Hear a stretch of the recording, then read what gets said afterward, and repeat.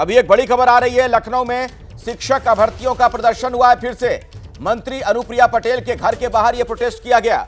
नियुक्ति की मांग को लेकर धरने पर अभ्यर्थी बैठे हुए हैं। अनुप्रिया पटेल जो कि केंद्र में मंत्री हैं, उनसे मिलने को लेकर अड़े हैं ये अभ्यर्थी। तो अभी की बड़ी खबर आपको बता दें, 69,000 शिक्षक भर्ती के अभ्यर्थियों का प्रदर्शन कई बार देखने को मिला है। आप देख रहे हैं अब अनुप्रिया पटेल के घर के बाहर ये तमाम अभ्यर्थी पहुंच गए हैं। केशव प्रसाद मौर्य के घर के बाहर भी प्रदर्शन कर चुके हैं, उत्तर प्रदेश के डिप्टी सीएम के घर के बाहर, और अब अनुप्रिया पटेल के घर के बाहर डटे हुए हैं ये अभ्यर्थी।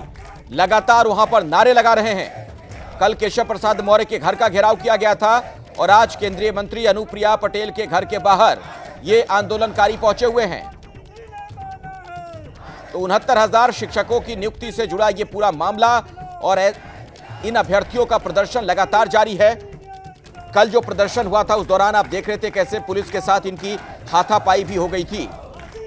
आज मंत्री अनुप्रिया पटेल के घर के बाहर ये धरने पर बैठे हुए हैं।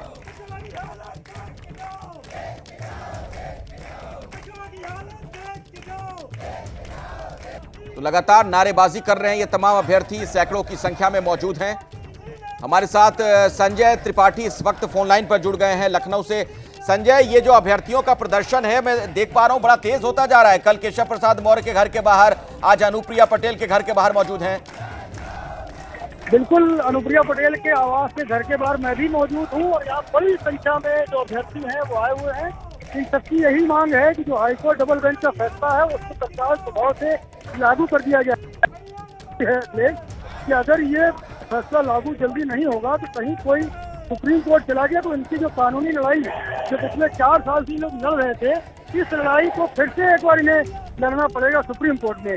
तो बहरहाल इनके सामने लगातार दिक्कतें हैं और उसको लेकर कल डिप्टी सीएम केशव प्रसाद मौर्य की आवास का घेराव किया था। और आज इस वक्त मैं जो देख पा रहा हूँ मेरी आंखों के सामने ये प्रदर्शन चल रहा है और दोनों तरफ से जो रास्ता अनुप्रिया पटेल और आशीष पटेल के घर को जाता है उसके सामने ये बैठे हुए हैं और ये रास्ता पूरा बंद हो गया, पूरा ब्लॉक हो गया है। दोनों तरफ पुलिस बैरिकेडिंग लगी हुई है, पुलिस के जवान खड़े हुए हैं और यहाँ लगातार कितनी संख्या होगी संजय? क्योंकि कल हम देख पा रहे थे केशव प्रसाद मौर्य के घर के बाहर सैकड़ों की संख्या में थे प्रदर्शनकारी। आज क्या आप देख पा रहे हैं? देखिए 200-300 प्रदर्शनकारी तो मुझको यहाँ नजर आ रहे हैं, लेकिन लगातार जो इनके काफी सहयोगी हैं, जो अभ्यर्थी हैं, वो धीरे धीरे इसमें जुड़ते जा रहे हैं। तो ये संख्या लगातार बढ़ती जा रही है और ये सभी अपने हाथों में जो आरक्षण महाघोटाला है उसकी बात करते हुए जो तख्तियां पोस्टर हैं वो लेकर बैठे हुए हैं। न केवल पुरुष अभ्यर्थी इसमें हैं बल्कि महिला अभ्यर्थी भी बड़ी संख्या में यहाँ पर आई हुई हैं और इनकी सबकी मांग है। ये जो उत्तर प्रदेश सरकार के मंत्री हैं, केंद्र सरकार के मंत्री हैं जो उत्तर प्रदेश से आते हैं और खास तौर पर पिछड़ी जाति से आते हैं, उनके घरों के बाहर ये जानबूझ करके बिल्कुल यही रणनीति नजर आ रही है। जो पिछड़े नेता हैं, बड़े नेता हैं, उनके घरों के बाहर ये प्रदर्शनकारी पहुंच रहे हैं, अभ्यर्थी पहुंच रहे हैं। ये दोनों तस्वीरें भी दर्शकों को हम दिखा रहे हैं। संजय, आप हमारे साथ जुड़े रहिएगा। कल केशव मौर्य के घर का घेराव किया गया था जो उत्तर प्रदेश के डिप्टी सीएम हैं, और दूसरी तस्वीर आज की है जब अनुप्रिया पटेल के घर के बाहर मौजूद हैं ये अभ्यर्थी। अनुप्रिया पटेल केंद्र में जो मंत्री हैं उनके घर का घेराव किया गया है। लगातार इंसाफ की मांग कर रहे हैं ये तमाम अभ्यर्थी। ये सीधी तस्वीरें अब आप देख रहे हैं, सैकड़ों की संख्या में अनुप्रिया पटेल के घर के बाहर मौजूद, और संजय त्रिपाठी भी वहां से हमें नजर आ रहे हैं। संजय, बिल्कुल अखिलेश, जैसा मैं आपको बता रहा था कि मैं अनुप्रिया पटेल, आशीष पटेल के आवास के बाहर खड़ा हूं और उसके ठीक सामने आप देख सकते हैं बड़ी संख्या में जो अभ्यर्थी हैं वो आए हुए हैं। सभी धरना प्रदर्शन कर रहे हैं और इनकी सीधे तौर पर यही मांग है कि जो आरक्षण घोटाला हुआ था जिसको लेकर के हाईकोर्ट की डबल बेंच ने ऑर्डर किया था, उस ऑर्डर को तत्काल प्रभाव से कंप्लाई किया जाए, जिससे कि जो इनका लंबे समय से संघर्ष था वो साकार हो सके, सफल हो सके। इसी की मांग को लेकर के ये लोग यहाँ पर धरना प्रदर्शन कर रहे हैं। इनके हाथों में आप देख सकते होंगे अखिलेश पोस्टर्स हैं जिसमें साफ तौर पर लिखा है कि हाईकोर्ट के आदेश का पालन किया जाए, क्योंकि इनको ये लगता है कि यदि कोई पक्ष सुप्रीम कोर्ट चला जाएगा तो वो फिर से एक बार कानूनी लड़ाई इनको सालों तक लड़नी पड़ेगी, जो पिछले 4 साल से ये लड़ते चले आ रहे हैं। तो बहरहाल इस वक्त अनुप्रिया पटेल और उनके जो पति उत्तर प्रदेश सरकार में कैबिनेट मंत्री आशीष पटेल हैं, उनके आवास के बाहर ये धरना प्रदर्शन जारी है। और देखिए अभ्यर्थी यहाँ गर्मी में, उमस में यहाँ जूझ रहे हैं। अभ्यर्थियों की हालत, तबीयत खराब हो रही है। मांग कर रहे हैं कि इनके साथ जो न्याय है, जो ओबीसी SC आरक्षण है वो इनको दिया जाना चाहिए। कल भी आप लोगों ने केशव प्रसाद मौर्य के आवास के बाहर धरना प्रदर्शन किया था। आज यहाँ अनुप्रिया पटेल आशीष पटेल के घर के बाहर आए हुए हैं। क्या बात सुनी नहीं जा रही, आश्वासन नहीं मिल रहा है? अब देखिए, मुझे तो ऐसे ही लग रहा है, क्योंकि हमें हर जगह से न्याय मिल जाता है, चाहे राष्ट्रीय पिछड़ा वर्ग आयोग हो, चाहे इनकी कमेटी ने माना हो, चाहे योगी जी हो, चाहे शिक्षा मंत्री जी ने हो, सब ने मांगा है कि आरक्षण के साथ खिलवाड़ हुआ है, घोटाला हुआ है। उसके बाद भी हम लोग लगातार कोर्ट में लड़ते रहे। डबल बेंच का आदेश भी हम लोगों के पक्ष में आया कि सही तरीके से आरक्षण के नियमों का पालन नहीं हुआ, इनकी लिस्ट सही करके इनको 3 महीने के अंदर नियुक्ति दिया। लेकिन 3 महीने क्यों? जो काम 3 घंटे में हो सकता है 3 महीने क्यों लेट किया जा रहा है? इसलिए क्योंकि हम लोग जाके सुप्रीम कोर्ट में फंस जाए, हम लोग फिर वहाँ तो 2.5 साल मानसिक प्रताड़ना झेलें, ऐसे सड़कों पे भटके रहे। हम लोग के पास इतने पैसे नहीं है कि मैं सुप्रीम कोर्ट में जाऊँ। ये यही बात कह रहे हैं कि अगर कोई पक्ष सुप्रीम कोर्ट चला जाता है तो वो मुश्किलें फिर से एक बार आएंगी। 4 साल ये लोग लगातार कोर्ट की लड़ाई लड़ते चले जा रहे हैं।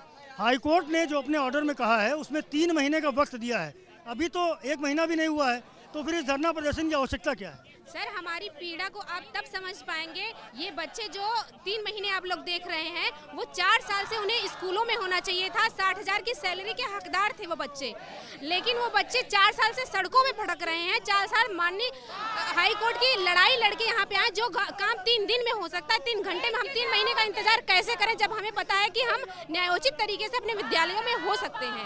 योगी आदित्यनाथ ने मीटिंग की थी मंत्री के साथ में, अधिकारियों के साथ में, और कहा था कि जल्द से जल्द इसे लागू किया जाए।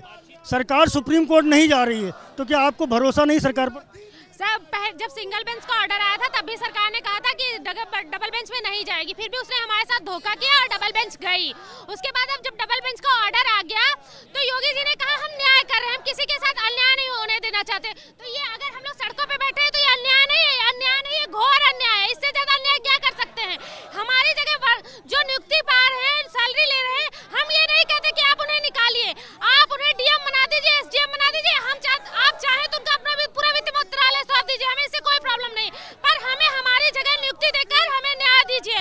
अगर आप वास्तव में न्यायप्रिय हैं, बुलडोजर बाबा हैं, तो सीरियसली उस बुलडोजर का सदुपयोग करिए। जो संदेह क्यों हो रहा है, संदेह क्यों हो रहा है? धनंजय गुप्ता सर, देखिए कल हमारे बीच में इरशाद भाई जीवन मौत से मर रहे हैं। एक हमारी बहन जो है इंसुलिन लेकर के आती है, 5 लोग आत्महत्या कर चुके हैं, लगभग 80% लोग मानसिक अवसाद के शिकार हो चुके हैं। क्या ये लोग चाहते हैं विभाग में बैठे हुए अधिकारी एक तरफ अटॉर्नी जनरल को भेज करके सुप्रीम कोर्ट में जो है भर्ती को फंसाना चाहते हैं?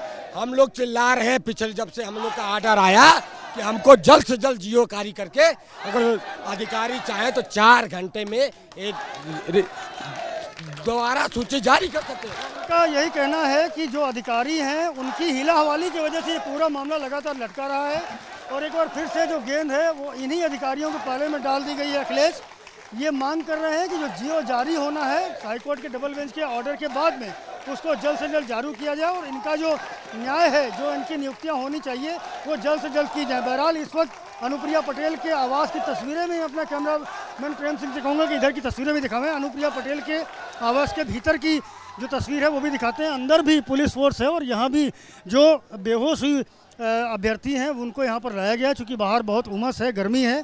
ऐसे में अनुप्रिया पटेल के आवास में जो प्रतीक्षा कक्ष है वहाँ पर इन लोगों को बिठाया गया है, क्योंकि इनकी तबीयत बिगड़ रही है।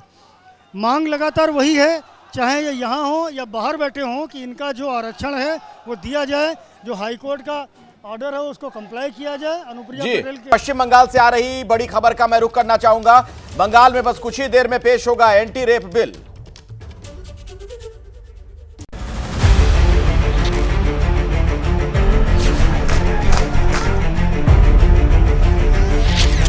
ये सबूत हो गया, जब आदमी विचार नहीं देते हैं तो ऊपर वाला आके विचार देते हैं।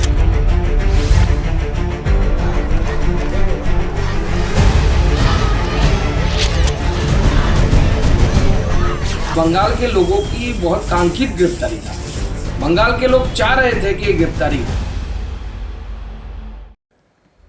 तो पश्चिम बंगाल से अभी की ये बड़ी खबर है। पश्चिम बंगाल में कुछ ही देर में पेश होगा एंटी रेप बिल। विधानसभा में सदन के पटल पर रखा जाएगा। सीएम ममता बनर्जी खुद ये बिल पेश करने वाली हैं। दरअसल रेप मामले में मौत पर सजा का जो प्रावधान है वो अब मौत का किया जा रहा है। प्रारंभिक जांच 21 दिनों में पूरी करने का प्रावधान है। बंगाल विधानसभा के विशेष सत्र का यह दूसरा दिन है जब यह बिल पेश किया जा रहा है। तो आपको एक बार फिर से बता दें कि रेप जैसे मामलों में बहुत ही संगीन सजा का प्रावधान किया जा रहा है। जिस तरीके से ममता सरकार की फजीयत हुई, किरकिरी हुई लेडी डॉक्टर की हत्या और रेप के मामले में, उसके बाद अब सरकार का रवैया सख्त नजर आ रहा है। तो विधानसभा का यह विशेष सत्र है जिसका आज दूसरा दिन और सदन के पटल पर यह बिल कुछ ही देर में रखा जाएगा। मैं आपको सीधे लिए चलता हूं मनोज्ञा के पास। हमारे सहयोगी कोलकाता से लगातार आप तक हर खबर पहुंचा रही हैं। और मनोज्ञा, बस अब थोड़ा और वक्त रहता है, जो खबर हमें मिल रही है कि सदन के पटल पर यह बिल रखा जा रहा है, आपके पास अगर कुछ अपडेट और भी हो।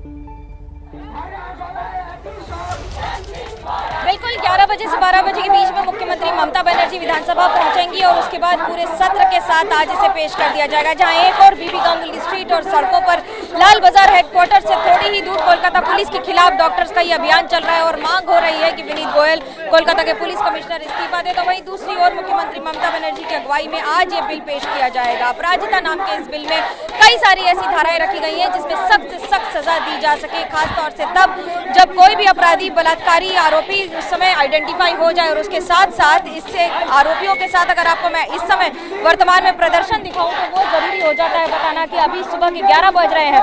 कल शाम 6 बजे से यहाँ पर लगातार ये छात्र बैठे हैं और अभी तक लगातार बैठे हुए हैं। जहां तक आपकी नजर जाएगी वहां तक ये छात्र इंसाफ की गुहार लगा रहे हैं, वी वांट जस्टिस की मांग कर रहे हैं। और उसके साथ साथ यहाँ पर किस तरह से तस्वीरें हैं जरा आपको वो भी दिखा देती हूँ कि यहाँ पर कोलकाता पुलिस एक और जहाँ तैनात है, जॉइंट सीपी लेवल के अधिकारी यहाँ तैनात है, तो वहीं दूसरी ओर ये रीढ़ की हड्डी बना दी गई है।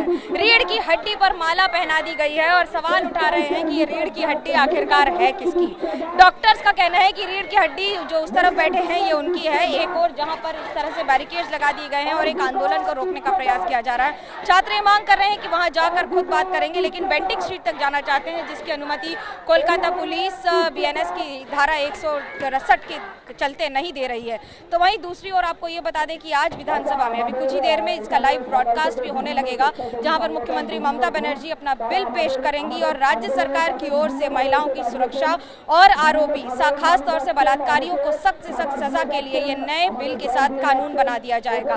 बीजेपी ने कहा है कि वो इसका समर्थन करेगी और बीजेपी का कहना है कि हर संभव मोर्चे पर वो साथ है, लेकिन जिस तरह की हत्याएं या फिर घटनाएं हो रही हैं वो अपने आप में सवाल उठा रही हैं कि प्रशासन की विफलता है, जिसे छुपाने में जरूर प्रशासन सफल रहा है। मनोज्ञा, देखिए एक बात तो साफ तौर पर नजर आती है, ये जो बिल पेश किया जा रहा है ममता सरकार की तरफ से एक फेस सेविंग मेजर है। जितनी बड़ी घटना घट गई उसके बाद वहां पर सरकार की पूरे देश भर में आलोचना हुई है, तो इसलिए अब दिखाने की कोशिश कर रही है ममता बनर्जी इस कानून के जरिए कि ऐसे मामलों में बहुत सख्त हैं।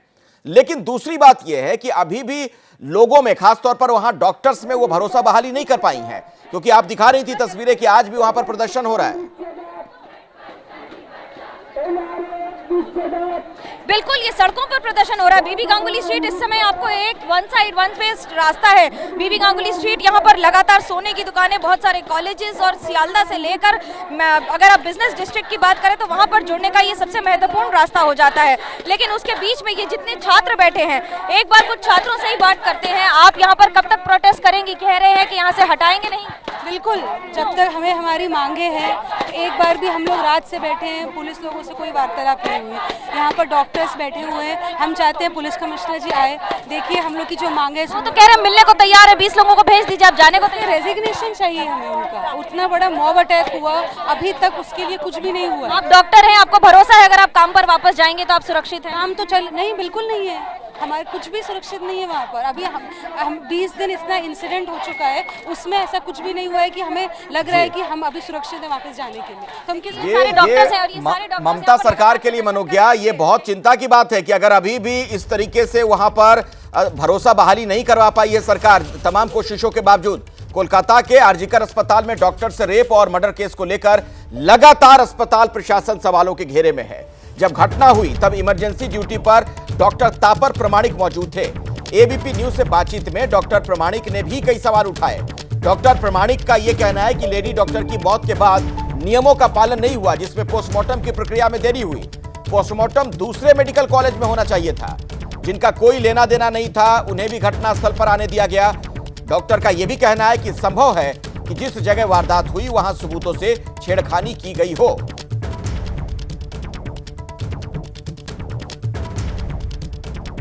कोलकाता के आरजीकर अस्पताल में जिस समय घटना हुई उस समय इमरजेंसी ड्यूटी पर जो डॉक्टर थे वो हैं डॉक्टर तापस प्रामाणिक। पूछते हैं उन्हीं से कि क्या सारे स्टैंडर्ड ऑपरेटिंग प्रोसीजर्स को फॉलो किया गया था, क्या सारे एसओपी को फॉलो किया गया? एसओपी फॉलो नहीं किया गया था, क्योंकि देखिए जो इमरजेंसी मेडिकल ऑफिसर मेरे पास था तो उन्होंने जाके उनको बॉडी चेक भी किया था। चेक भी मतलब वो डिक्लेयर किया डेड हो गया था। तो उसके बाद उनको जो एचओडी था उनको बोला था जो आप एक काम कीजिए, वो आधार कार्ड लेके आइए और वो ब्रॉड बाई में आपको साइन करना होगा। उसके बाद हम डेथ सर्टिफिकेट दे देंगे। उसके बाद ये पोस्टमार्टम रूम पे जाएगा, cause of death and time of death आपको वो पोस्टमार्टम घर से निकलेगा। तो वो क्या हुआ, वो नीचे आ गया। तो उसके बाद वो एचओडी कोई एडमिनिस्ट्रेटिव ऑफिसर कुछ भी नहीं आया था। तो 12:44 PM तक वो टाला पुलिस आया, उसने टिकट निकाला, तब जाके वो डीसी मिला था। तो इसके जो गैप है ना, वो 2 से 2.5 घंटा तक इसके बीच में क्या हुआ क्या नहीं हुआ था, इसलिए एक गाइडलाइन ये फॉलो नहीं हुआ था। ये इसके जो बीच में क्या हुआ था किसी को कुछ पता नहीं। जहाँ शव मिला था उसके अलावा वहाँ से हटाया गया था क्या? देखिए उनको जो वो बाद में जो वीडियो वायरल हुआ था तो वीडियो में दिखाई रही है जो बहुत सारा लोग अंदर घुस चुका था। तो वो लोगों का इसके आरजीकर में कोई कनेक्शन नहीं है। और वो जब क्राइम सीन होता है तो क्राइम सीन में किसी को जाना नहीं चाहिए। और क्राइम सीन में जो लोग है इसका दूर दूर तक कोई कनेक्शन नहीं है। और वो जाके मैडम जो डीसी मैडम एक्सप्लेनेशन दे दिया जो 51 फुट के अंदर 40 फुट कॉर्डन ऑफ किया। लेकिन उसके बाद को जो वीडियो फुटेज मिला वो फुटेज में दिखा रहा है कॉर्डन ऑफ शायद 10 फुट से ज़्यादा नहीं होगा। और अगर हो भी सकते हैं, देखिए एक कोई बॉडी मिला, ये तो नहीं हो सकते जो 40 फुट में उसका क्राइम हुआ, बाकी जो 11 फुट है उसके कोई फुटप्रिंट नहीं है, कोई क्राइम नहीं है। ये मैडम कैसे कह सकते हैं? और कोलकाता पुलिस झूठ बोल रही है? तो झूठ बोल रहा है, कैसे हो सकता है? आप बोलिए ना, जो 51 फुट का जो सेमिनार रूम है उसका जो 40 फुट में क्राइम नहीं हुआ, वो क्राइम हुआ, और 11 फुट में कोई क्राइम का फुटप्रिंट है नहीं, इनका उसका कैसे पता चला? ऐसा कभी चलता है? कभी 15 मिनट्स और 30 मिनट्स के अंदर घुस चुका है, बोल रहा है ये 40 मीटर्स को आपको कॉर्डन ऑफ कर दो, 40 फुट्स को कॉर्डन ऑफ करो, और बाकी अंदर वो जो आदमी बाहर खड़ा उनके इसके अंदर भेज दो। जहाँ पे शव मिला था उसके बाद उसको क्या कहीं और रखा गया? तो क्या जगह बदली गई है जो सीबीआई का संदेह है? तो देखिए ये तो नहीं बोल सकते। जिस तरह से वो फॉरेंसिक लोगों का बहुत सारा फॉरेंसिक प्रोफेसर था, फॉरेंसिक का एसआर था, वो एक लॉयर था और एक डेटा एंट्री ऑपरेटर, जिसका दूर दूर तक कनेक्शन नहीं है। ये जो डॉक्टर हमारा जूनियर डॉक्टर आंदोलन कर रहा है, इनका एक ही डाउट है, शायद वो कोई क्राइम सीन का वो टैम्पर किया गया था। इनका ये संदेह है, इसलिए एक कोलकाता पुलिस का जो एक्सप्लेनेशन बार बार दिया गया ना, ये लोग नहीं मान रहा है। और वो जो गैप हुआ था ना 10 PM तक 10 AM तक 12:44 PM तक, इसमें अंदर वो डेथ डिक्लेरेशन इतना देर क्यों लगा दिया? इतने अंदर क्या कर रहा था वो लोग? एसओपी कहता क्या है? क्या अगर आप ही के अस्पताल का डॉक्टर है तो पोस्टमार्टम यही होना चाहिए कि कहीं और नहीं होना चाहिए? क्योंकि देखिए इधर एडमिनिस्ट्रेशन के खिलाफ एक चार्ज लग रहा है, एक स्टूडेंट के एजिटेशन क्रिएट हो रहा है। तो इसका मतलब क्या है? एडमिनिस्ट्रेशन का एक बहुत सारा उनका खौफ है। तो क्या करना चाहिए? दूसरा कोई मेडिकल कॉलेज में करना चाहिए था। और वो जो प्रिंसिपल उस दिन एक ऑर्डर मिला था, प्रिंसिपल को एक ऑर्डर किया जो पोस्टमार्टम हो गया NRS मेडिकल कॉलेज और आरजी। लेकिन बाद में दिखा गया था पोस्टमार्टम हुआ क्या आरजीकर में। क्यों हुआ था? जब एजिटेशन हो रहा था तो आपको ट्रांसपेरेंसी एंड अकाउंटेबिलिटी चाहिए, तो आपको जाना चाहिए था NRS और दूसरा कोई मेडिकल कॉलेज में। इसी जगह के क्यों होगा? इंक्वेस्ट रिपोर्ट और पोस्टमार्टम रिपोर्ट में भी थोड़े से डिफरेंसेस हैं, लगता है कुछ अदला बदली भी की जा सकती है। हाँ देखिए, ये तो सबको, मेरे नहीं, जो हम लोग देखा है, जो डॉक्टर लोग, देखिए इसके तो फॉरेंसिक मेडिसिन के बारे में सबको पता है, जो भी MBBS पास है। तो इसीलिए वो लोग बोल रहा है अगर क्राइम सीन टेम्पर किया गया तो इस रिपोर्ट में भी इधर उधर हो सकते।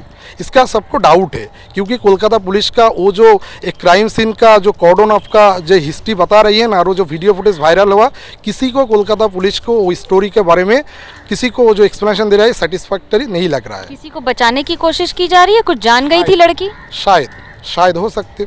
क्यों होगा? देखिए एक इसके डिपार्टमेंट में इतना सारा डायनामिक डिपार्टमेंट है एक मेडिकल कॉलेज में। तो अगर वो लड़की 2 बजे 2 AM और 3 AM तक खाना खा के अगर सेमिनार रूम में सो गया था, उसके बाद उसके साथ में जो डॉक्टर लोग थे, नर्सिंग स्टाफ थे, GDI स्टाफ होता है, तो उन लोगों का किसी को पता नहीं चला जो अंदर मर चुका है। कैसे होगा? और किसी को, वो तो उस दिन ड्यूटी पे थे, उस दिन वो सीनियर थे। अगर कोई मरीज खराब होगा वार्ड में तो उसको जूनियर का तो उनसे कोई सजेशन भी चाहिए होगा, वो डॉक्टर को कोई उनको बारे में तो बताना भी चाहिए था। किसी को कुछ नहीं पता चला। 9:30 तक वो ऐसे ही पड़ा रहा था। एविडेंस, आपको लगता है कि एविडेंस भी अब मिलना मुश्किल हो जाएगा? तो देखिए वो जो वीडियो वायरल हुआ, अगर वीडियो वो हम लोगों को तो सही लग रहा है, अगर वो हुआ तो एविडेंस टेम्पर हो गया, कैसे एविडेंस मिलेगा? वो तो एक मछली का बाजार कर दिया गया, उधर के फिश मार्केट हो गया था। मेरे लग रहा है जो सिनेमा का टिकट खरीद के कुछ लोग अंदर घुस गए, पूरा का पूरा एविडेंस टेम्पर कर दिया। कैसे हो सकते? बाहर का लोग, कोई भी मालदा मेडिकल कॉलेज, कोई वर्धमान मेडिकल कॉलेज का डॉक्टर है, उसी सुबह में आ गए। मैं उस रात में ड्यूटी थे, मेरे भी पता नहीं चला 2 घंटे तक, और उनको वर्धमान जाने रास्ते में उनका पता चल गया। आप क्या क्या कर रहे थे उस दिन इमरजेंसी की ड्यूटी पर? आपने क्या किया और क्या कर सकते थे? देखिए उस दिन मेरा तो कुछ भी नहीं, कोई इन्फॉर्मेशन नहीं आया था, क्योंकि मेरा 8 PM से 8 AM तक ड्यूटी था। इस टाइम में कुछ भी नहीं हुआ, नहीं 9 AM तक निकल गया, और तो उसके बाद मेरे को पता चला। तो ये लोग तो उधर से क्या किया, हम लोगों का कुछ भी इन्फॉर्मेशन नहीं दिया। इन्फॉर्मेशन तो मेरा जो दूसरा ऑफिसर आया उसके बाद उनको पता चला, उनका इन्फॉर्म किया गया। ये भी शॉकिंग है कि सुबह 4 बजे की घटना को 9 बजे तक ना पता लगे। ये तो पूरा का पूरा ही शॉकिंग है। कैसे हो सकते? एक उनके डिपार्टमेंट में ड्यूटी पे थे, ऑन ड्यूटी, ऐसा नहीं है वो जाके सो रहा था। और इतना बड़ा डिपार्टमेंट ने पेशेंट रह रहे हैं, नर्सिंग स्टाफ है, डॉक्टर है, ग्रुप भी, किसी को कुछ पता नहीं चलता। ये पूरा का पूरा ही झूठ लग रहा है मेरे को। डॉक्टर तापस प्रमाणिक को आपने सुना, मेरी सहयोगी मनोज्ञा उनसे बातचीत कर रही थी, और मनोज्ञा खुद इस वक्त मेरे साथ मौजूद हैं। उन्हीं के पास मैं आपको सीधे लिए चलता हूं। मनोज्ञा, एक बड़ी बात जो इस इंटरव्यू के दौरान जो मैं भी गौर कर रहा था कि कहीं से भी डॉक्टर तापस की बातचीत से ये नहीं लग रहा था कि कोई लापरवाही हुई है, किसी लापरवाही की वजह से ये सब कुछ हुआ है। ऐसा लग रहा है कि जानबूझकर, सोच समझकर सब कुछ किया गया है, सबूतों के साथ छेड़छाड़। जब आपको कानून की पूरी जानकारी हो, आपको नियमावली की पूरी जानकारी हो, तो आपको ये भी पता होता है कि उस नियम में ऐसी कौन सी बात है जिसको बेनिफिट ऑफ डाउट मिल सकता है, और ठीक वही हुआ है। यहाँ पर कैमराज नहीं है, CCTV कैमराज नहीं है जिनका फायदा पूरी तरह से उठाया गया। अगर 8 बजे के पहले एक शिकायत हो जानी चाहिए थी, क्योंकि अगर घटना सुबह 4 बजे की है और उसको 8 बजे तक, जहाँ पर ये ड्यूटी पर था, तब तक नहीं आई, उसको 9 बजे के बाद लाया गया, तो इसका मतलब है किसी को तो जानकारी दी गई थी, लेकिन उसके बावजूद उस पर कार्रवाई नहीं हुई। कार्रवाई की मंशा क्या थी, ये सबसे बड़ी बात हो जाती है। क्या ये सिर्फ भ्रष्टाचार था या फिर किसी और बात जिसको छुपाने की कोशिश की जा रही है? CBI ने भले ही कल तक 4 गिरफ्तारियां कर ली हो, और संजय राय को मिलाकर, जो कि कोलकाता पुलिस ने गिरफ्तार किया है, CBI ने संदीप घोष को गिरफ्तार किया है भ्रष्टाचार के मामले में। अभी हत्या और इस मामले में गिरफ्तारी नहीं हुई है, पर सवाल यही है, क्या भ्रष्टाचार ही उसका कॉज है? और अगर ऐसा है तो ये बहुत बड़ा सवाल हो जाता है कि क्या पैसे की एवज में बहुत सारे काम ऐसे किए जा रहे थे? ये वो बहुत सारे सवाल हैं अखिलेश, जिनके जवाब मिलना बाकी है। पर एक बात तो सच है ना, जो किरकिरी हुई है, जो सवाल उठ रहे हैं, आज अगर डॉक्टर्स मरीजों को छोड़कर यहाँ पर सड़कों पर बैठे हैं, तो आप कल्पना कीजिए उनको किस स्तर की चोट लगी होगी, किस स्तर का उनके ऊपर मानसिक प्रेशर होगा कि वो सड़क छोड़कर अस्पताल नहीं जाना चाहते हैं, अपने काम पर नहीं जाना चाहते हैं, और बार बार कह रहे हैं कि हम जब तक सुरक्षित महसूस नहीं करेंगे तब तक हम अस्पताल में नहीं जाएंगे। और अगर अस्पताल में डॉक्टर और मरीज ही सुरक्षित नहीं होंगे तो फिर इलाज आखिर होगा कैसे और किसका? बिल्कुल बिल्कुल। और देखिए, आरजी कर के पूर्व प्रिंसिपल की आज कोर्ट में पेशी भी होनी है। कल CBI ने संदीप घोष को गिरफ्तार किया था। वित्तीय गड़बड़ी के मामले में संदीप घोष की गिरफ्तारी हुई है। आपको बता दें कि संदीप घोष के साथ 3 और लोग भी पकड़े गए हैं, और आज इन्हें कोर्ट में पेश किया जाएगा। तो वित्तीय अनियमितताएं जो उस अस्पताल में हुई हैं, उस मामले में संदीप घोष की गिरफ्तारी हुई है। कुछ और जानकारी के लिए सीधे मैं आपको लिए चलता हूं। मेरे साथ मनोज वर्मा भी जुड़े हुए, हमारे सहयोगी। मनोज,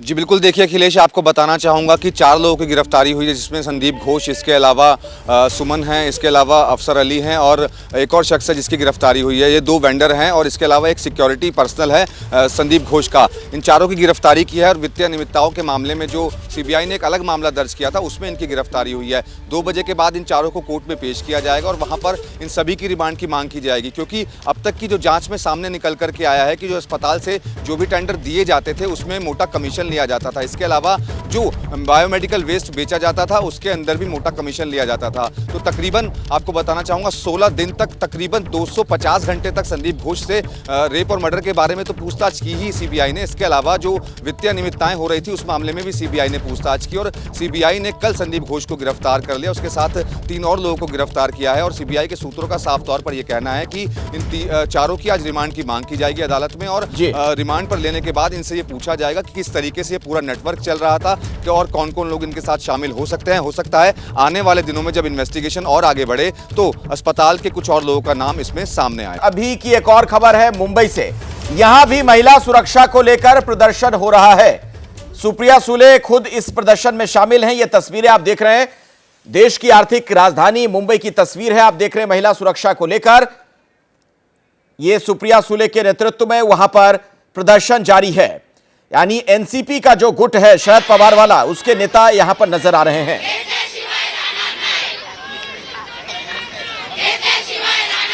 तो यहां भी बदलापुर में जो घटना सामने आई थी उसको लेकर वहां पर आप देख रहे थे किस तरीके की राजनीति हुई थी। तो महिला सुरक्षा शक्ति बिल लागू करने की मांग की जा रही है। महिला सुरक्षा को लेकर महाराष्ट्र में राजनीति गर्म। हमारे साथ नम्रता दुबे भी इस वक्त मौजूद है, हमारी सहयोगी। नम्रता, कुल मिलाकर आने वाले दिनों में जो महाराष्ट्र में चुनाव है उसकी धमक भी यहां पर दिख रही है।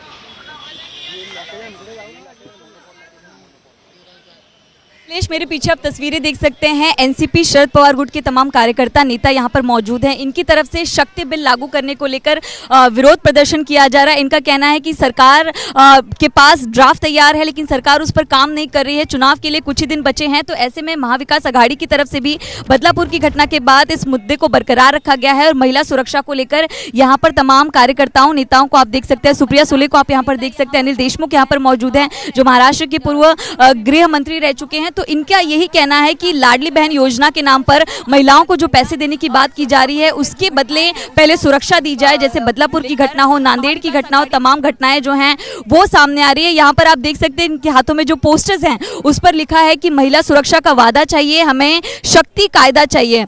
इन नेताओं का कहना है कि महायुति सरकार की कोशिश ही नहीं है कि वो इस कानून को लागू कर पाए। ये जो कानून है हमारी सरकार के दौरान बनाया गया था, ड्राफ्ट तैयार कर लिया गया था, लेकिन महायुति सरकार इसको लागू करने के लिए जो है एक्टिव नहीं दिख रही है। तो चुनाव से पहले खास तौर पर महाविकास आघाड़ी की तरफ से तमाम मुद्दों पर प्रदर्शन देखने मिल रहा है। जोड़ो मारो आंदोलन के बाद अब शक्ति कानून को लेकर, जो शक्ति बिल है उसको लेकर यहाँ पर तमाम जो कार्यकर्ता और नेता हैं वो विरोध प्रदर्शन कर रहे हैं। अनिल देशमुख के हाथ में आप पोस्टर देख सकते हैं। महिला सुरक्षा को लेकर बात करते हुए यहाँ पर नजर आ रहे हैं। तो कुल बड़े मुद्दों पर अब महाविकास आघाड़ी सड़कों पर है और बिल्कुल मंत्रालय के बाहर एनसीपी का यह प्रदर्शन देखने को मिल रहा है। उत्तराखंड से अभी एक बड़ी खबर आ रही है। पिथौरागढ़ में भीषण लैंडस्लाइड की सूचना है। पिथौरागढ़ के मुनस्यारी में सड़क पर आया पहाड़। आपको बता दें कि मुनस्यारी से जोहार जाने वाली सड़क पर यह मलबा गिरा है और उसकी तस्वीर भी सामने आ गई है।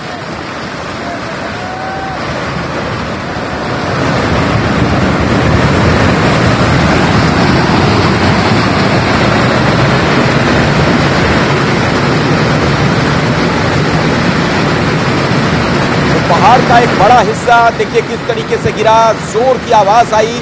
पिथौरागढ़ के मुनस्यारी में सड़क पर पहाड़ आ गिरा और जोर की आवाज भी आप सुन पा रहे होंगे। भीषण हादसा मुनस्यारी से जोहार की तरफ जो सड़क जाती है वहीं पर यह मलबा गिरा है।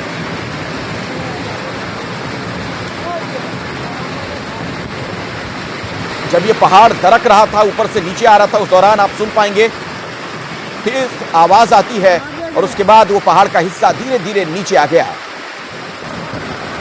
ये उत्तराखंड पिथौरागढ़ की तस्वीर है। डराने वाली तस्वीर देखिए जरा एक बार फिर से।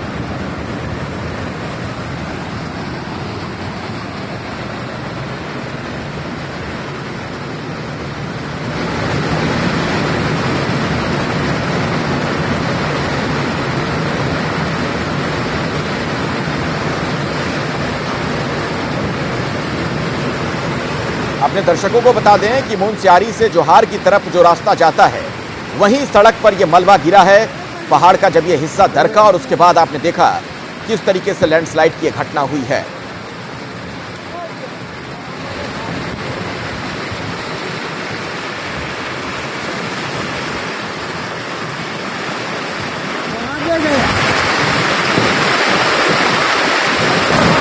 की आवाज आई जब ये पहाड़ का हिस्सा वहां से खिसक रहा था, धड़क रहा था। ये आप देख पा रहे हैं तस्वीरों में। कितना बड़ा नुकसान इससे हुआ है इस बाबत अभी फिलहाल कोई जानकारी नहीं मिल पाई है, लेकिन ये तस्वीरें जो हैं यकीनन डराने वाली, क्योंकि सड़क पर ये जब मलबा गिरा वहां से अगर कोई गुजर रहा होगा, कोई गाड़ी होगी, अगर उसकी चपेट में कोई भी आया होगा तो ये बड़ा हादसा है। तस्वीरों को आप देख रहे हैं। पहले जोर की आवाज आती है और उसके बाद धीरे धीरे करके पहाड़ का ये पूरा हिस्सा नीचे की तरफ खिसकने लगा। लैंडस्लाइड की बड़ी घटना घटी है पिथौरागढ़ में, उत्तराखंड के पिथौरागढ़ की तस्वीर हम आपको दिखा रहे हैं। अब आपको राजस्थान के भरतपुर लिए चलते हैं। बारिश के बाद यहां हाल बेहाल है। दरअसल पांचना बांध में पानी का स्तर बढ़ने के बाद कई जगहों पर जल भराव की तस्वीरें सामने आई हैं। कुदरत की मार से करीब 12 लोगों की अब तक मौत हो चुकी है। यह राजस्थान में भरतपुर की तस्वीर आपको दिखा रहे हैं, जहां पर आप देख पा रहे होंगे किस तरीके से जल भराव हो गया है। पास में बहने वाली नदी, उसका जलस्तर बहुत ज्यादा बढ़ गया और ऐसे में अब यह पानी जो है ये रिहायशी इलाकों की तरफ भी पहुंच चुका है। तो देश में अभी एक बहुत बड़ा ऐसा हिस्सा है जो बारिश की वजह से परेशान है, जहां पर लोग परेशान हैं। और ये भरतपुर की तस्वीर आप देख पा रहे होंगे, जहां पर आप देखिए वाटर लेवल बढ़ने के बाद नदी का पानी किस तरीके से शहर में प्रवेश कर गया है। कुछ गाड़ियां भी फंसी हुई नजर आ रही हैं और इन तस्वीरों को देखकर ऐसा लगता नहीं कि यहां पर कभी कोई सड़क रही होगी। पूरी तरीके से ये सड़क डूब चुकी है। एक बड़ा सा ट्रक आपको पीछे नजर आ रहा होगा जो पानी में फंस गया, वहीं पर ये रुका हुआ है। पीछे की तरफ बहुत ज्यादा गाड़ियां और आसपास कुछ लोग भी दिख रहे हैं। ये राजस्थान के भरतपुर की तस्वीर। अलग अलग जगहों से जो तस्वीरें इन दिनों सामने आ रही हैं, जहां पर भी इस तरह की प्राकृतिक आपदा हुई है, लगभग एक जैसे हालात हैं। लोगों की जिंदगी मुसीबत में फंसी हुई। और भरतपुर में अभी क्या हाल है आपको बताएंगे और विस्तार से मेरे सहयोगी सतपाल इस वक्त फोन लाइन पर हमारे साथ जुड़ गए हैं।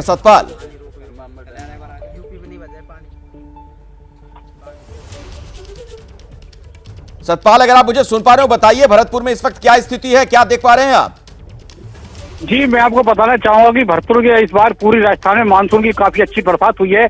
और दूसरा, करौली जिले के जो पांचना बांध से पानी छोड़ा गया है, वहां पर पानी पांचना बांध से छोड़ने के साथ ही भरतपुर का जो जिला बयाना और रूपा उपखंड है, वहाँ पानी से हालात बिगड़ गए हैं। अब तक लगभग भरतपुर जिले में 1 दर्जन युवकों की पानी में डूबकर मौत हो गई है। पानी से बाढ़ के हालात बने हुए हैं और युवा जो है अपने रील बनाने और उसमें नहाने के चक्कर में जाते हैं और कई हादसे हो चुके हैं, जिसमें लगभग भरतपुर जिले के 1 दर्जन युवाओं की मौत हो चुकी है। जी, आप कह रहे हैं कि सिर्फ भरतपुर जिले की बात की जाए तो वहां पर 10 से ज्यादा लोगों की जान जा चुकी है बारिश की वजह से, बाढ़ की वजह से। जी, मैं आपको बताना चाहूंगा कि लगभग 1 दर्जन से अधिक युवाओं की वहां पे बाढ़ के पानी में डूबने से मौत हो गई है। प्रशासन ने कई बार अपना अलर्ट जारी किया है वहां पर कि जल भाव क्षेत्र में ग्रामीण ना जाएं, लेकिन युवा जो है रील बनाने के चक्कर में, नहाने के चक्कर में वहां पहुंच जाते हैं और ये हादसा घटित हो जाता है। अब तक 1 दर्जन हुआ जान जोखिम में ना डालें लोग। इस तरीके के हालात अगर बने हुए हैं तो वहां पर जाने की जरूरत नहीं है, इससे बचा जा सकता है। देखिए 2 तस्वीरें जो हम आपको दिखा रहे थे भरतपुर की। और अब लखनऊ चलते हैं, जहां पर शिक्षक अभ्यर्थियों का प्रदर्शन जारी है। मंत्री अनुप्रिया पटेल के घर के बाहर बड़ी संख्या में ये आंदोलनकारी मौजूद हैं। नियुक्ति की मांग को लेकर धरने पर बैठे हुए हैं अभ्यर्थी। केंद्रीय मंत्री अनुप्रिया पटेल से मिलने को लेकर अड़े हुए अभ्यर्थी सैकड़ों की संख्या में वहां पर मौजूद। तो कल भी इनका प्रदर्शन हुआ था। कल वहां के उप मुख्यमंत्री केशव प्रसाद मौर्य के घर के बाहर पहुंचे थे और आज अनुप्रिया पटेल के घर का घेराव किया इन अभ्यर्थियों ने। 69,000 शिक्षकों की भर्ती से जुड़ा यह मामला, जिसमें आप देख रहे हैं इन अभ्यर्थियों का गुस्सा, इनका आक्रोश सड़क पर नजर आ रहा है। मेरे सहयोगी संजय त्रिपाठी भी अभी वहीं पर मौजूद हैं जहां पर इनका धरना प्रदर्शन चल रहा है। सीधे उन्हीं के पास में आपको लिए चलता हूं। संजय, आज क्या हालात है, क्या कुछ देख पा रहे हैं आप वहां? एक नज़र से आपको हालात दिखाता हूँ। ये अनुप्रिया पटेल और आशीष पटेल का आवास है और इसके ठीक बाहर ये सारे के सारे जो अभ्यर्थी हैं वो बैठे हुए हैं। सामने की ओर देखिए वो बैरिकेडिंग लगाई है, पुलिस को रास्ता बंद करना पड़ा है क्योंकि अभ्यर्थियों की संख्या लगातार बढ़ती जा रही है। और इस तरफ जो दाईं ओर आप देखेंगे, इधर भी रोक दिया गया है, पुलिस का पहरा लगा दिया गया है क्योंकि ये VIP मार्ग है, कई सारे मंत्री इस रास्ते में रहते हैं। बहरहाल ये पूरा का पूरा जो ब्लॉक है दोनों तरफ का, वो ठसाठस इन अभ्यर्थियों से भरा हुआ है जो लगातार ये मांग कर रहे हैं कि इनको इनका नियुक्ति पत्र दिया जाए। हाईकोर्ट डबल बेंच का जो ऑर्डर हुआ है वो ऑर्डर का कंप्लायंस किया जाए। अभ्यर्थियों में पुरुष ही नहीं बल्कि महिला अभ्यर्थी भी तमाम मौजूद हैं। कई सारे हमने देखा जो बेहोश हो गए इस भीषण उमस और गर्मी में, बावजूद इसके यहाँ धरना प्रदर्शन जारी है। अभी दोनों मंत्री, केंद्रीय मंत्री अनुप्रिया पटेल और उनके पति आशीष पटेल, दोनों आवास पर मौजूद नहीं हैं। प्रयागराज में उनका कार्यक्रम लगा है, लेकिन बताया जा रहा है कि वो जल्दी आएंगे। क्या लगता है सरकार ने कहा है कि आप लोग को जल्द से जल्द जो है हाईकोर्ट का ऑर्डर है उसका कंप्लायंस किया जाएगा, तो क्या यकीन नहीं हो रहा है? नहीं, बिल्कुल यकीन नहीं है, क्योंकि पिछली बार भी यही खेल हुआ था सर। सिंगल बेंच से ऑर्डर आया था, माननीय मुख्यमंत्री जी ने ट्वीट करके भी कहा था, राष्ट्रीय पिछड़ा आयोग की रिपोर्ट भी आई थी, लेकिन इन लोग ने 3 महीने का समय दिया था। 3 महीने 13 अगस्त 2023 को आया था ऑर्डर, अभी तक हो गया समय, हमको न्याय नहीं मिला। और अभी भी माननीय हाईकोर्ट का आदेश आ गया है, लेकिन अभी भी इसमें हीला हवाली, सिर्फ झूठा आश्वासन। जिस मंत्री नेता के दरवाजे पर जाते हैं सिर्फ आश्वासन दे देते हैं, फोटो खिंचा लेते हैं और ट्वीट करके कहते हैं कि इनको न्याय दिया जाएगा, जल्द से जल्द न्याय दिया जाए। यही होता है न्याय? न्याय है तो उसे रिटर्न रूप में दिखाइए हमको, हमारी काउंसिलिंग शेड्यूल जारी कीजिए, हमें हमारे विद्यालय तक पहुंचाइए। 4 साल से संघर्ष कर रहे हैं हम लोग यहाँ पर। वो जनरल वर्ग के बच्चे जो हमारी सीटों पे बैठे हुए हैं, मलाई काट रहे हैं, सीआरटी पे आते हैं, हमारे सामने मुंह पर तमाचा मार के जाते हैं, हंसते हुए, मुस्कुराते हुए, चिढ़ाते हुए जाते हैं। हम लोग को तकलीफ नहीं होती है? कब तक बहन बेटियां मरती रहेंगी? कब तक हम लोग यहाँ पर ऐसे संघर्ष करते रहेंगे? अगर न्याय नहीं देना है तो बोल दीजिए, हम लोग भी अपने घर चले जाए। हम लोग का भी परिवार है, माँ बाप वहाँ से फोन करके कहते हैं बेटा ठीक हो कि नहीं ठीक हो, यहाँ लाठी चलाई जाती है पुलिस प्रशासन के द्वारा। ये न्याय प्रिय नेता है? अगर न्याय प्रिय नेता होते तो आज सपोर्ट करते हैं हमको। तो देख सकते हैं अभ्यर्थी बात करते करते अपनी पीड़ा बताते बताते भावुक हो जाते हैं, रोने लगते हैं, लेकिन अभी भी यहाँ धरना प्रदर्शन जारी है। आशीष पटेल और अनुप्रिया पटेल मौजूद नहीं है, लेकिन इनका यकीन है कि मंत्री आएंगे और इनकी बात सुनेंगे। क्या लगता है, मंत्री तो आवास पर है नहीं, कौन सुनेगा बात? जब तक नहीं आएंगे तब तक हम लोग यहाँ बैठे रहेंगे, चूँकि हमारे समाज में रविशंकर पटेल प्रतापगढ़ से हूँ और अनुप्रिया दीदी पिछड़े दलित समाज का मेरावादी, हरदम जहाँ भी मीटिंग लगती है कुल कहते हैं कि हम जो है पिछड़े दलित समाज की आवाज़ उठाती हैं, उठाई हैं, उठाती रहती हैं, अभी भी आवाज उठाती रही हैं, बता रहे हैं, उठाएंगी भी, लेकिन कहाँ सुनी जा रही है? आप लोग धरना दे रहे हो यहाँ? इधर ये सब सर कुछ भी नहीं है। आश्वासन तो हमें बहुत बार मिला, केशव जी से मिला है, माननीय योगी। आश्वासन लेके जाएंगे? नहीं सर, वो आश्वासन नहीं, हमें अनुप्रिया दीदी से न्याय चाहिए और उनसे कोई ठोस कार्रवाई जब तक नहीं करेंगे तब तक हम लोग यहाँ से उठने वाले नहीं हैं। योगी आदित्यनाथ ने अभी मीटिंग की थी, उसमें कहा है कि जो हाईकोर्ट का डबल बेंच का ऑर्डर है उसको कंप्लायंस किया जाए, तो क्यों नहीं यकीन होता आपको? मैं ये मानता हूं अगर उत्तर प्रदेश के माननीय मुख्यमंत्री अधिकारियों को सख्त निर्देश देते तो इस पहल पर कोई न कोई कार्रवाई होती। मुझे लगता है कहीं ना कहीं सरकार द्वारा ये हीरा हवाली है, जिसके कारण हम लोगों की चयन प्रक्रिया आगे नहीं बढ़ी है। सबको पता है कि ऑर्डर 13 अगस्त को आया था, आज लगभग 20 से 22 दिन हो गए, लेकिन हम लोगों की प्रक्रिया आगे नहीं बढ़ी है। इसलिए हम लोग अपने वर्ग के नेताओं को घेरने के लिए मजबूर हैं कि कम से कम ये लोग, हमारे समाज के लोग, जो सरकार हम दलित पिछड़ों की आवाज़ को नहीं सुन रही है, कम से कम हमारे समाज के नेता उन माननीय मुख्यमंत्री से आगे बात रखें। जातीय मंत्री जो हैं, उनके वर्ग के जो मंत्री हैं, उनके आवास का लगातार घेराव जारी है। 3 महीने का वक्त है हाईकोर्ट के ऑर्डर में, अभी 1 महीना भी नहीं बीता है, तो क्यों आप लोगों को लगता है कि आप लोगों के साथ कुछ गड़बड़ हो सकती है, धांधली हो सकती है? संदेह किस बात का है?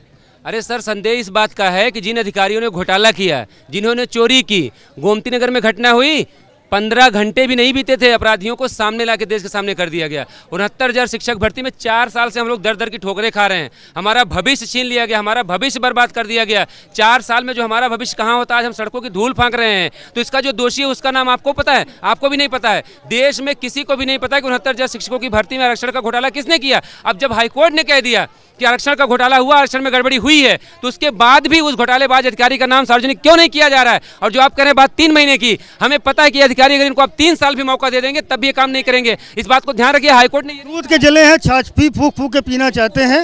हाईकोर्ट के डबल बेंच का ऑर्डर हुआ है, यकीन नहीं हो पा रहा है कि वो कंप्लायंस होगा, क्या वजह है इसकी? इसका वजह यही है सर, क्योंकि इसके पहले राष्ट्रीय पिछड़ा वर्ग आयोग ने भी तो माना था कि इन बच्चों के साथ अन्याय हुआ था। वो रिपोर्ट लेके हम लोग ऐसे घूमते रहे, वो रिपोर्ट एक रिपोर्ट बन के रह गई। संजय, यही रीजन है कि हमें ये लग रहा है कि ऐसा ना हो कि हाई कोर्ट का जो ऑर्डर आया है वो भी एक ऑर्डर बन। जी अखिलेश जी, आप उन लोगों से बात करते रहिए संजय, लेकिन एक बात और भी बताइए कि ये जो प्रदर्शन हम देख रहे हैं, चूंकि कल केशव प्रसाद मौर्य के घर का भी घेराव किया गया था, ये स्वतः स्फूर्त आंदोलन दिख रहा है? तमाम अभ्यर्थी खुद पहुंच रहे हैं या किसी संगठन या मंच के बैनर तले ये सब कुछ हो रहा है? नहीं, कोई संगठन का बैनर तो हमें यहाँ नहीं दिखाई दे रहा। ये सारे के सारे अभ्यर्थी स्वप्रेरणा से यहाँ पर आए हुए हैं। इन सबको उम्मीद है कि हाईकोर्ट के डबल बेंच के ऑर्डर से इनको न्याय मिलेगा, इनकी नियुक्तियाँ होंगी, और इसी के नाते ये सारे के सारे अभ्यर्थी यहाँ पर आए हुए हैं। महिलाएं भी बड़ी संख्या में हैं और ये महिला अभ्यर्थी भी इसी तरह के। ठीक है संजय, बीच में आपको रोकना पड़ रहा है क्योंकि कोलकाता से अभी एक बड़ी खबर आ गई है। कोलकाता रेप मर्डर केस से जुड़ी बड़ी खबर। बंगाल के मशहूर नाटककार अवार्ड वापस करेंगे। नाटककार चंदन सेन ने किया ऐलान। चंदन सेन को दरअसल दीन बंधु पुरस्कार मिला था। तो आप देख रहे हैं वहां पर सरकार की कैसे अब मुखालफत हो रही है। सरकार के खिलाफ वहां के जो कलाकार हैं वो भी नजर आ रहे हैं। बंगाल के मशहूर नाटककार हैं, अवार्ड वापस करेंगे। चंदन सेन जो कि बहुत ही मशहूर हैं वहां के नाटककार, चंदन सेन को दीनबंधु पुरस्कार मिला था, जो कह रहे हैं कि अब मैं ये अवार्ड वापस कर दूंगा। तो ममता सरकार से लोगों की नाराजगी बढ़ती जा रही है। डॉक्टर्स जो हैं वो लगातार सड़कों पर हैं, आम लोग विरोध कर रहे हैं। और अभी अभी ये बड़ी खबर कि चंदन सेन जो कि मशहूर नाटककार हैं वहां के, वो दीनबंधु पुरस्कार जो उन्हें सरकार से मिला था वो वापस करने की बात कह रहे हैं। मेरे साथ मनोज्ञा अभी मौजूद है इसी खबर पर और ज्यादा जानकारी के साथ। मनोज्ञा, जी बिल्कुल, 2017 में उन्हें ये अवार्ड दिया गया था, पश्चिम बंगाल नाट्य अकेडमी द्वारा दिया गया था। पश्चिम बंगाल नाट्य अकेडमी बंगाल सरकार के अंतर्गत आती है। इंफॉर्मेशन एंड कल्चरल डिपार्टमेंट इसका मुखिया है, अगर इसके अंतर्गत आता है।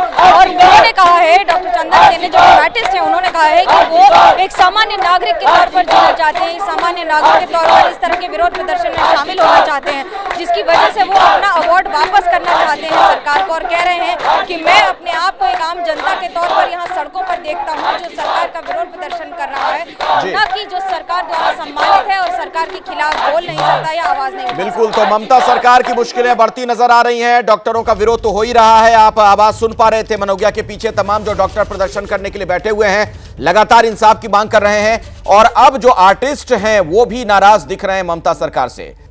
खबर अब उत्तर प्रदेश से, जहां लखीमपुर में बाघ का आतंक बना हुआ है। इस बीच तेंदुए का खौफ भी पसर गया। लखीमपुर के दुधोरी वन रेंज के पास गन्ने के खेत में एक तेंदुआ देखा गया है। दूसरी तरफ बाघ को लेकर लगातार मुनादी की जा रही है और इस बीच ये तेंदुआ भी नजर आया। तस्वीर आप देख सकते हैं। तो यहां पर आसपास के तमाम जो जिले हैं, इन दिनों आदमखोर जानवरों से लोग यहां पर परेशान हैं। बहराइच की घटना आपको पता है, भेड़िए का आतंक है। और लखीमपुर खीरी में पहले बाघ देखा गया था और अब यह तेंदुआ भी नजर आया है। प्रशासन की ओर से लगातार मुनादी की जा रही है, लोगों से कहा जा रहा है कि आप सावधान रहें, अलर्ट रहें। हमारे साथ नवीन अवस्थी हमारे संवाददाता इस वक्त फोन लाइन पर जुड़ गए। नवीन, ये तो बड़ी चिंता की बात, पहले बाघ और अब तेंदुआ भी देखा गया। जी बिल्कुल, आपको बता दें, लगातार 6 दिन से बाघ जहां पर दहशत बनी हुई है, लोग परेशान हैं, भयभीत हैं। बाघ के चहलकदमी से खूंखार बाघ हो चुका है। इसमें 1 महीने में 3 लोगों की जान ले ली थी। हालांकि वन विभाग का साफ कहना है कि जल्द ही पकड़ में आएगा और उसके पगमार्क भी देखे गए हैं। लेकिन उससे पहले अभी बाघ का शोर थम भी नहीं पाया था कि दूसरे इलाके के लुधौरी रेंज में एक तेंदुए ने अपनी आमद दर्ज करा दी है। उत्साहित ग्रामीण इतने हैं कि टार्च से उसको साफ तस्वीर में देखा जा सकता है, टार्च से देख रहे हैं। वही वन विभाग लगातार मना किया रहा है कि कोई भी ऐसी न उठाएं कदम जिससे कोई खौफजदा हो जाए, किसी प्रकार की घटना घट जाए। लेकिन फिर भी उत्साहित ग्रामीण टार्च से देख रहे हैं तेंदुए को। और अब तेंदुए से उधर भयभीत लोग हो रहे हैं। तेंदुए ने दस्तक दे दी है। जी बिल्कुल नवीन, जरूरी ये है कि जल्द से जल्द ये तमाम जो हिंसक जानवर हैं ये पकड़ में आए, वरना कई लोगों की जान और भी जा सकती है। यूपी के कन्नौज से एक और अहम खबर हम आपको बता दें। आरोपी नवाब सिंह के भाई ने कोर्ट में सरेंडर कर दिया है। नीलू यादव पर पुलिस ने रखा था 25,000 रुपए का इनाम। नीलू यादव पर रेप मामले में सबूत मिटाने का आरोप है। आरोपी बुआ के साथ मिलकर झूठी गवाही देने का इल्जाम भी लगा था। दरअसल डीएनए रिपोर्ट मैच होने के बाद नवाब के करीबियों पर अब एक्शन जारी है। तो डीएनए का मिलान हो चुका है और ऐसे में इस पूरे मामले में नीलू यादव पर भी रेप मामले में सबूत मिटाने के जो आरोप लगे थे, पुलिस की कार्रवाई अब तेज हो रही है।